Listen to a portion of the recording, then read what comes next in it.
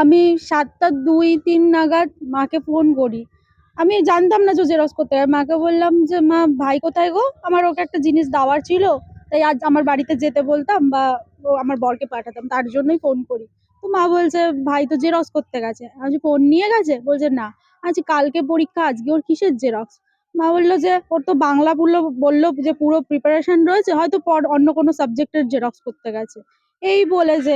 তারপরে যখন আমার বর আসে, বাবার সাথে কথা-টথা বলে, মানে ওই একটা খাবার দেওয়ার জন্য ওকে আরকি ফোন করতে যাচ্ছিলাম। তারপর আমার বর আসে, আমার বাবার সাথে কথা-টথা বলে। তো তখন ও 7:30 পৌনে 8টা নাগাদ মানে 8টা নাগাদই আমার বর আমাকে ফোন করে বলছে, "আমি তোমাদের বাড়িতেই এখনো বসে আছি।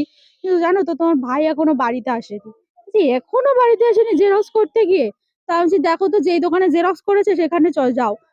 জেরক্স দোকানে গেছে, গিয়ে জিজ্ঞেস করেছে আমার বর, বলছে, "হ্যাঁ, জেরক্স করে গেছে। 7টার সময় এসেছিল, 2 টো কপি জেরক্স করেছে।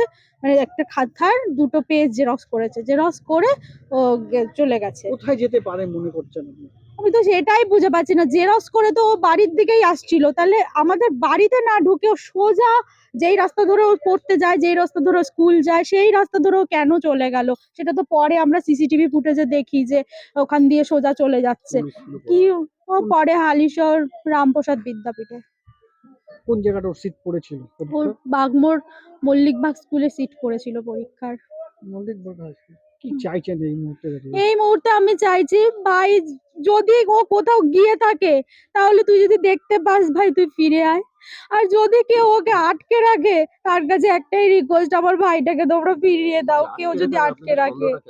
কারণ পরীক্ষার আগের দিন সেই ছেলে যে মাধ্যমিক এর টেস্টে 530 নাম্বার পায়, যার প্রিপারেশন ভালো, সে কি করে হঠাৎ করে পরীক্ষার আগের দিন চলে যাবে? আর যদি সে কোথাও যাওয়ার হয় বা কিছু, তাহলে সে মিথ্যা কথা বললে, মানে জেরক্স করার নাম করে তো বেরিয়ে যেত। জেরক্স তো করতো না। সে তো জেরক্সটা তো করেছে।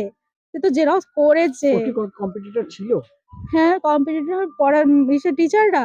কম্পিটিটর ছিল না, মানে না, যেরকম সেরকম তো কেউ আমি এখন যাদের সাথে মানে পড়ে, করে, সে তো সব WhatsApp এ যাদের সাথে কথা হয়, বন্ধু-বান্ধব, সে তো পুলিশ সমস্তটা দেখেছে যে সেরকম তো কারোর সাথে কোনো দেখিনি। পুলিশকে জানিয়েছেন সব বিষয়টা? সবটা জানিয়েছি, পুলিশ সবটা। কি বলল?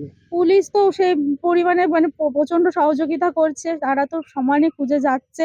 এখন পুলিশ এসে ওর বই খাতা সমস্ত খুঁজেছে যে কিছু লিখে রেখে গেছে কিনা। তো পুলিশও তো বলছে তো ব্রিলিয়ান্ট স্টুডেন্ট, এটা কি করে এরকম কি হলো? পুলিশরাও তো হতবাক। এখন পুলিশের কাছে প্রশাসনের কাছে আমার একটাই রিকোয়েস্ট, আমার ভাইটাকে তাড়াতাড়ি খুঁজে দাও। সুস্থ সবল অবস্থায় আমার ভাইটা যেন ঘরে ফিরে আসে। আপনার নাম? আমার নাম অনিরিয়া দাস।